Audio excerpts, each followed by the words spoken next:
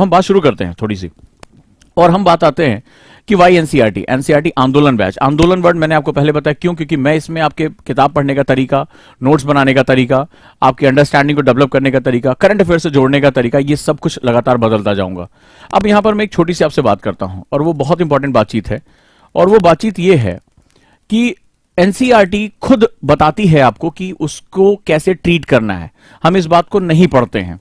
NCERT कहती है, NCERT की किताब से मैंने लिया है, वहीं से अपनी जो है सेगमेंट लिया, कहता है राष्ट्रीय पाठ्यक्रम की रूपरेखा, जो अभी हमारा करिकुलम चल रहा है, जिसके बेस पर ये पूरी किताब बनाई गई है, उस किताब में एक सबसे इंपॉर्टेंट सेगमेंट है कि बच्चों के स्कूली जीवन को बाहर के जीवन से जोड़ा जाना चाहिए। मैंने हाईलाइट कर दिया, ध्यान से समझिएगा, कि मतलब जो हमारी सराउंडिंग लाइफ है, ठीक है, सराउंडिंग लाइफ है, उसके साथ जोड़ा जाना चाहिए। मैंने ये क्यों कहा, ये आप समझने की कोशिश करिए। आपको पता होगा कि जो आपके आपने जो पेपर देते हैं प्री में और मेंस में, उसका नाम जानते हैं क्या? जो 4 पेपर होते हैं उसको जीएस कहते हैं। क्या कोई मुझे इस क्लास में बताएगा जीएस का फुल फॉर्म क्या होता है? राइट, कोई मुझे बताना चाहेगा जीएस का फुल फॉर्म क्या होता है? व्हाट इज जो जीएस होता है, जनरली हम जीएस जीएस बोलते हैं कि अरे प्री में भी जीएस का पेपर ही सबसे इंपॉर्टेंट होता है, राइट। अभी मैं आपको बताऊंगा यूपीएससी क्या कह रहा है, एनसीईआरटी कैसे आपके लाइफ के लिए सबसे इंपॉर्टेंट सेगमेंट हो सकता है, राइट। चलिए, जनरल स्टडीज कहते हैं उसको, कई लोगों ने बताया दैट इज सामान्य अध्ययन या जनरल स्टडीज, राइट। मैं सही लिख रहा हूं, सामान्य अध्ययन। इसको 2 हिस्सों में तोड़ देते हैं, दैट इज जनरल, दोनों वर्ड समझिएगा, प्लस स्टडीज। और इसको ध्यान से समझिएगा, अगर ये आप समझ गए बात, यही तो आपके सिलेबस का हिस्सा, इसी के नाम से जाना जाता है। अगर ये आप समझ गए तो आपको समझ जाएगा कि यूपीएससी क्वेश्चन कहां से पूछेगा। और एनसीईआरटी में जो आपका एक जिसे कहते हैं ना पकड़, इंटरेस्ट, मैं आपसे वादा करता हूं 20 से 30% आपकी बढ़ जाएगी। अब आप कहेंगे सर 2 शब्दों की वजह से 20 से 30% मेरा ओरिएंटेशन बढ़ने जा रहा है। हाँ, आप समझते जाइए कैसे। इसमें 2 शब्द हैं, सामान्य और अध्ययन। इन दोनों को समझने के लिए आपको इसकी बारीकी में जानना पड़ेगा। सामान्य मतलब क्या होता है? सामान्य मतलब होता है कि कोई भी एक जागरूक व्यक्ति, यहां पर ये कह रहा है, उसके आसपास सराउंडिंग में जो कुछ चल रहा है, जो उसके काम का है, जो समाज, राष्ट्र, उसके जीवन, परिवार, ठीक है, विश्व, इन सब के साथ कनेक्टेड है, और यहां पर जो है वो उसके आसपास है, जिसको बिना स्पेसिफिक यूनिवर्सिटी में गए या बिना स्पेसिफिक नॉलेज के वो उसको अगर देखता है, उसके प्रति जागरूक रहता है, ही और शी कैन बी अवेयर, तो वो इसको बोलते हैं सामान्य। मतलब जो मेरे आसपास चल रहा है, जो मेरी, इसको अगर हम बोलें तो ये मेरी जागरूकता यानी अवेयरनेस से रिला है। ध्यान से समझिएगा और लिखते जाए प्लीज, इसको लिखते जाए। क्लास शुरू हो चुकी है। आपको ज्योग्राफी पे जो फीडबैक मेरा एनसीईआरटी के बच्चों का है कि सर पागल कर दिया, मतलब ऐसा लग रहा है कि अब ज्योग्राफी ये चुटकियों पर है, और हंसते खेलते ऐसी ऐसी ज्योग्राफी की अगर हम रिवाइज ना भी करें तो हमें कोई फर्क नहीं पड़ता, हमें एक एक कॉन्सेप्ट जो है हमारे दिमाग में बैठ चुका है। तो वो मेरी जिम्मेदारी, लेकिन तरीका मेरा होगा। तरीका वो नहीं कि चलो उठाओ चैप्टर और लिखना शुरू करो, वो पद्धति में नहीं पढ़ाऊंगा। इसीलिए मैं कह रहा हूं पहले तोड़ूंगा फिर जोड़ूंगा। पहले तुम्हारे जो गलत ढेर सारे सिद्धांत है वो मैं तोड़ के खत्म कर दूंगा, फिर जो मुझे सिद्धांत बनाने होंगे मैं बनाऊंगा। इसलिए पेशेंस, धैर्य के साथ मेरा थोड़ा साथ देना। तो जागरूकता यानी अवेयरनेस जो होती है, that is very important. Awareness, इसको बोलते हैं क्या चल रहा है, राइट, व्हाट इज हैपनिंग, क्या चल रहा है, इसको अवेयरनेस बोलते हैं। When you have the curiosity, when you have the curious mind, जब तुम्हारे दिमाग में जिज्ञासुपना होता है, बोले क्या चल रहा है, यानी कि यू वांट टू इन्वॉल्व। जब हम पूछते हैं भाई क्या चल रहा है, जब आप किसी कमरे में घुसते हैं, कुछ लोग ठाके लगा रहे होते हैं, जरा मेरे साथ मेरे जो अभी डिस्कशन हो रहा है उसमें अपने आपको बस झोंक दो, तुम्हें इतना मजा मिलने वाला है कि तुम्हें मजा आएगा कि तुम्हें एनसीईआरटी से इतना कुछ हम निकाल सकते हैं, तुम्हें अंदाजा भी नहीं होगा।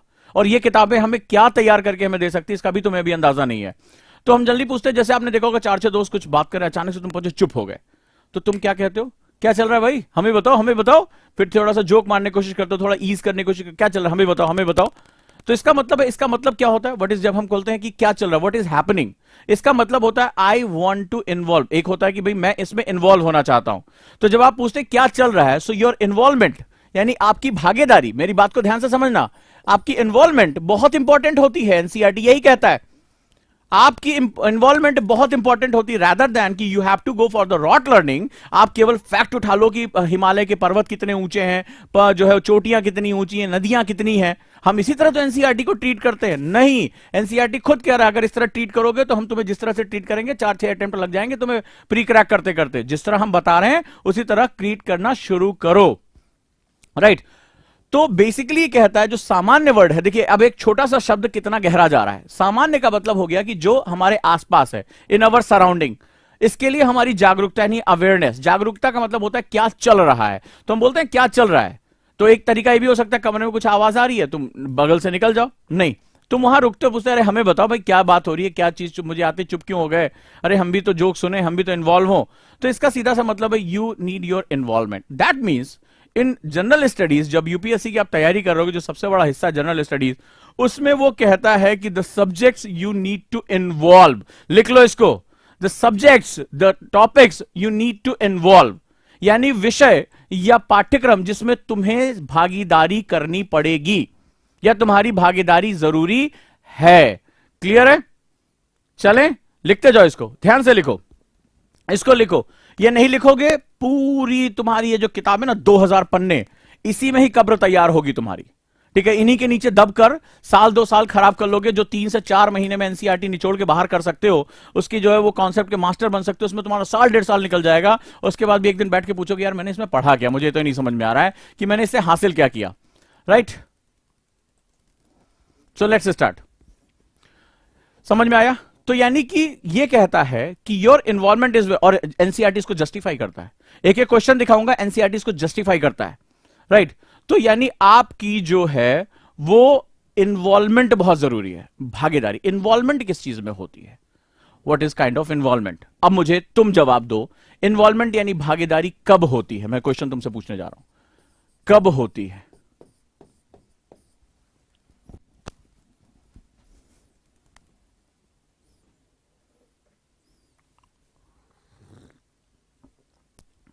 सूरज ने पूछा है कि चैप्टर वाइज कब पढ़ाएंगे? शुरू हो गया सर। मैं चैप्टर पढ़ाने से पहले हमेशा ही बताता हूं कि मैं पढ़ा क्यों रहा हूं, चाहे आपको अच्छा लगे या चाहे ना अच्छा लगे, मैं हमेशा ही बताता हूं। अभी मैं ज्योग्राफी अभी आ रहा हूं, धीरे धीरे लिंक होता जा रहा है, और यहां पर हम पहुंच के बता गए हम ज्योग्राफी में क्या पढ़ने जा रहे हैं। अगर आप वो समझ जाओगे तो आपके लिए सब्जेक्ट इतना आसान हो जाएगा। जब उद्देश्य पता होता है, लबासना जाना है, 60 किलोमीटर दूर है, तो हम आसाम से पहुंच जाएंगे, लेकिन अंदाजा घूमते रहेंगे तो दिक्कत हो जाएगी।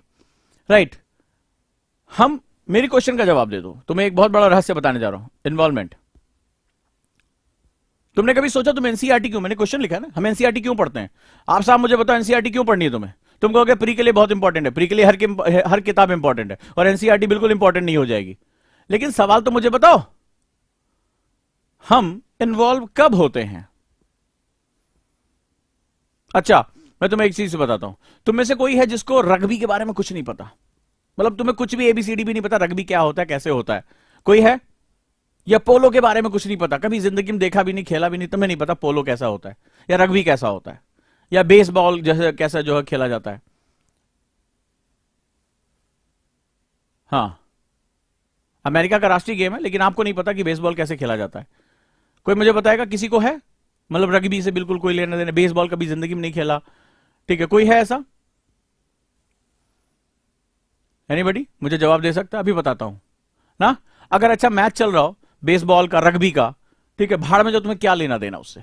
तुम क्या जाके जो है रग्बी का मैच खोल के देखते हो? मेरी बात का जवाब दे दो, क्या तुम रग्बी का मैच खोल के देखते हो? ओ माय गॉड, दांत में इंग्लैंड वाले जैसे जो है नाखून काट रहे होते हैं, रग्बी का मैच चल रहा होता है, या पोलो का मैच चल रहा होता है, या जो है बेसबॉल का मैच चल रहा होता है, तुम्हें कोई लेना देना नहीं है। दुनिया भर में कहां मैच चल रहा है, अमेरिकन के लिए जान वो मरने जीने की बात हो सकती है, वो एक पूरा पूरा देश टीवी पे चिपक के देख रहा होता है, लेकिन आप देखते हो? हाँ या ना? हाँ या ना? नहीं। Reason, because you are not involved in that particular game and because it is not in the term of your interest।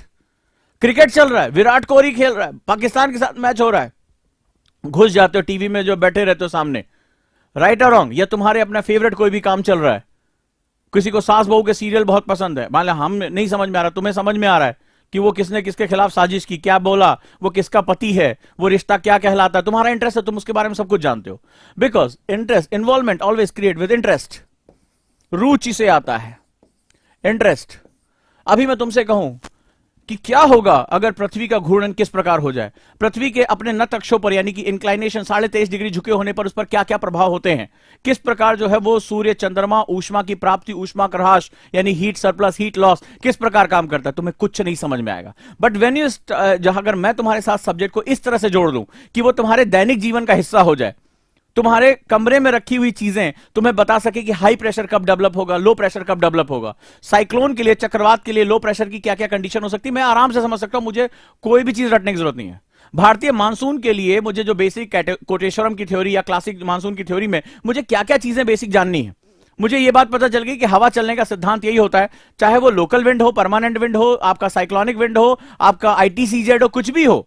आज ये नाम बहुत ऊंचे ऊंचे तुम्हें लग रहे होंगे, लेकिन ये तुम्हारे इंटरेस्ट का बेस बन जाएगा। तो याद रखिएगा कि किसी भी सेगमेंट के लिए जो मैंने यहां वर्ड यूज किया, इंटरेस्ट, रुचि, ये बहुत इंपॉर्टेंट होती है, राइट, ये बहुत इंपॉर्टेंट होती है। और एनसीईआरटी की किताबें, ये देखो, ये खुद कह रहे हैं, एनसीईआरटी किताबें कहते हैं कि यह सिद्धांत किताबी ज्ञान की उस विरासत के विपरीत है जिसके प्रभाववश हमारी व्यवस्था आज स्कूल और घर के बीच अंतराल बनाए हुए। कहता है कि we are not going to provide you the bookish knowledge, हम तुम्हें बुकिश नॉलेज नहीं प्रोवाइड कर रहे हैं, we want to create interest in your subject. Why you are going to read this history, this geography, this polity, why आप UPSC का exam देने हैं, why you need to learn about the geography, how can utilise the geography in terms of the civil services. आप civil services में, भारत के राष्ट्र निर्माण में तुम ज्योग्राफी का क्या यूटिलाइजेशन करने जा रहे हो? How can you able to understand the problems of India by the reading of the geography और हिस्ट्री और पॉलिटी और इकोनॉमी। भारत की समस्याओं का समाधान तुम किस प्रकार से निकाल पाओगे? ज्योग्राफी पढ़ के। तो हां है, लेकिन उसके लिए तुम्हें चश्मा चेंज करना पड़ेगा, तुम्हें अपना ओरिएंटेशन चेंज करना पड़ेगा। Why I am going to read this particular subject in reference to UPSC. हम यूपीएससी के रेफरेंस में इसको कैसे पढ़ने जा रहे हैं, क्लियर है? तो ये कह रहा है कि हम बेसिकली हम ये बात करने की जा रहे हैं, कह रहा है कि जानकारी को रटा देने की प्रवृत्ति का विरोध करते हैं। देखो लिख रहा है, ये एनसीईआरटी किताब में तुम्हारे घर में भी रखा होगा कि we are opposing the tendency of mugging the data, कि तुम पढ़वत पठार याद कर लो, मुझे इससे कोई लेना देना नहीं है। रादर देन कहता है कि हम राष्ट्रीय शिक्षा नीति जो अभी नई आ रही है, उसमें हम ऐसी व्यवस्था की तरफ, हम जो नई शिक्षा नीति में ऐसी व्यवस्था जा रहे हैं जहां तुम इसको एप्लीकेबल नॉलेज में लेकर जा सकते हो। ये बहुत इंपॉर्टेंट बात बता रहा हूं। तुम्हें लग रहा होगा उजांग से ज्योग्राफी नहीं पढ़ा, मेरा काम शुरू हो गया, ज्योग्राफी ऐसी समेटूंगा, ये लगेगा कि कहां से ये निपट गई, समझ में भी नहीं आया, और ये पूरा हमारा कॉन्सेप्ट हमारे हाथ में, कब ये खत्म हुआ। लेकिन तरीका दूसरा होगा। तरीका तब होगा जब इसको तुम समझ पाओगे कि एक्चुअली में जब यूपीएससी जैसी संस्था जब वो क्वेश्चन बनाती है तो आपसे चाहती है, अभी क्वेश्चन भी दिखाऊंगा कि एनसीईआरटी के किस पेज से कहां से आया है, किस क्लास से आया है, तब तुम्हें अंदाजा होगा कि यार कितना ट्विस्ट करते हैं ये लोग। तो वो कह रहे हैं, और इसी को फॉलो करता है यूपीएससी, ये जो करिकुलम है इसी को यूपीएससी फॉलो करता है। मतलब वो कहता है कि we don't need to data, हमें डाटा नहीं चाहिए आपसे, हम जो कुछ तुम रट सकते हो वो हम तुम्हें पूछेंगे ही नहीं। जाओ तुम रट लो, संविधान के अनुच्छेद याद कर डालो, तुम जो है वो इकोनॉमी के आंकड़े याद कर डालो, तुम ज्योग्राफी में पर्वत पठार नदी मैदान सब याद कर डालो, हमें नहीं मतलब है।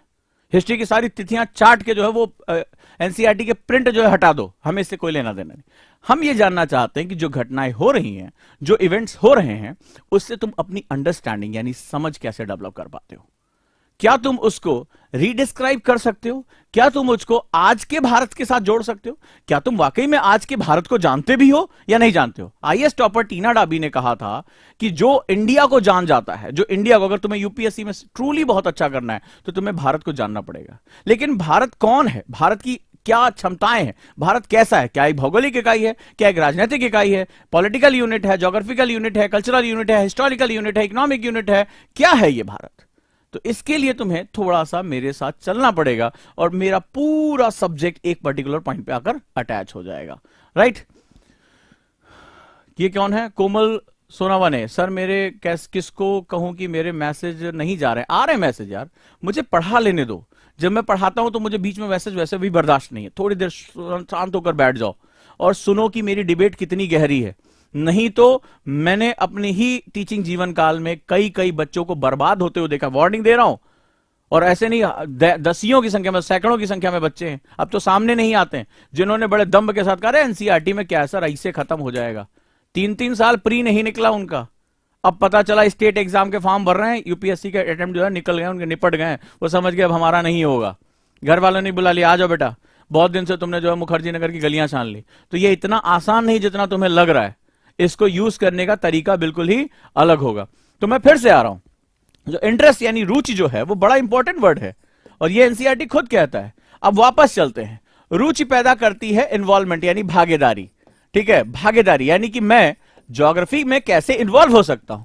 इन्वॉल्व कैसे हो गए? अच्छा, मैं तुमसे एक क्वेश्चन पूछ रहा हूं, चक्रवात हो गया, साइक्लोन, कोई भी बच्चा यार अगर थोड़ा सा भी रट सकता है, वो जानता है कि नॉर्दर्न हेमिस्फीयर में कैसे हवा घूमती है, साउदर्न हेमी कुछ नहीं आता तो रट मारेगा यार। लो प्रेशर कहां क्रिएट होगा, हाई प्रेशर कहां क्रिएट, रट लेना है। पछुआ कैसे चल रही, पूर्वा कैसे चल रही, लेकिन सवाल है कि क्यों, वाई। हम इस नॉलेज को कैसे भारत के डिजास्टर मैनेजमेंट में, यानी कि जो आपदा प्रबंधन में इस्तेमाल कर सकते हैं, this is very important. So that is involvement, that involvement create awareness उसके लिए, और अवेयरनेस जो होती है वो क्या होती है, हमें हमारे आसपास की चीजों से जोड़ देती है। अभी भी बात खत्म नहीं हुई, अभी दूसरा वर्ड और खतरनाक है, और वो होता है अध्ययन। अध्ययन यानी स्टडीज। स्टडीज जो कहती है कि एक मैक्रो टॉपिक आपको दिया, जैसे मान लीजिए अभी मैं ज्योग्राफी की बात करूं तो मानव अधिवास यानी ह्यूमन सेटलमेंट की बात कर रहा हूं मैं। अब ह्यूमन सेटलमेंट को आप छोटे छोटे हिस्सों में तोड़कर आप पुराने सिद्धांतों यानी ओल्ड एज जो है वो सॉल्यूशंस को आज कहां लेकर आ सकते हो। आज हमारे urban rural rural urban cluster जो है बहुत बिखरे हुए हैं। आज हमारे शहरों की हालत खराब होती चली जा रही है। हम जो है अर्बन इंडेक्सेस में लगातार पिछड़ते चले जा रहे हैं। आज भी न्यूज़पेपर में एडिटोरियल आया कि इंडेक्सेस जो है, नीति आयोग के जो इंडेक्सेस हैं, वो हमारे बारे में बहुत पॉजिटिव बातें नहीं कर रहे हैं। आज हमारी अर्बन लाइफ जो है वो बहुत ही डिजास्टर्स होती चली जा रही है। पर सवाल यह है कि मैं भूगोल में पढ़े हुए सिद्धांत, जो 12वीं क्लास में मानव भूगोल में मुझे पढ़ना है, उस सिद्धांत को मैं आज भारत की समस्याओं के साथ कैसे लगा सकता हूं, कैसे मैं स्मार्ट सिटी प्रोजेक्ट के साथ इसको जोड़ सकता हूं, जो 2017 मेंस का क्वेश्चन था। तो मुझे ये चीजें जो है बहुत अच्छी तरह समझ में लगा कि जो स्टडीज वर्ड होता है वो क्या कह रहा है, वो कह रहा है नॉलेज नहीं लेना, पढ़ना नहीं है। स्टडीज मतलब इट इज नॉट पढ़ना, स्टडी पढ़ने का मतलब होता है रीडिंग करना। तो ये जनरल रीडिंग भी नहीं कह रहा है, जनरल नॉलेज भी नहीं कह रहा है, ये कह रहा है जनरल स्टडीज। यानी कि अब ये तुमसे क्वेश्चन क्या पूछेगा जरा समझ लो। वो सभी विषय जो तुम्हारे आसपास मौजूद हैं, जिसमें तुम अपनी जागरूकता और भागीदारी के माध्यम से उसको समझ सकते हो, उसका अध्ययन का मतलब होता है कि करंट कंटेक्स्ट में, अब सुन लो, करंट कंटेक्स्ट में यानी कि वर्तमान परिदृश्यों में इस पर्टिकुलर चीज को तुम किस नजरिए, किस एटीट्यूड के साथ समझ सकते हो। यानी छोटे छोटे हिस्सों में तोड़कर, स्टडी करने के लिए उसको छोटे छोटे हिस्सों में तोड़कर इसको वर्तमान कंटेक्स्ट में तुम कैसे परिभाषित कर सकते हो, that is known as studies या अध्ययन कहलाता है। राइट, प्रेजेंट कंटेक्स्ट क्या है ये, that is a very important segment. अब आप समझे कि ये जो छोटा सा वर्ड जिसको तुम, अब हम लोग जनरल स्टडीज भी नहीं बोलते, जीएस जीएस जीएस बोलते हैं, कितना गहरा शब्द है।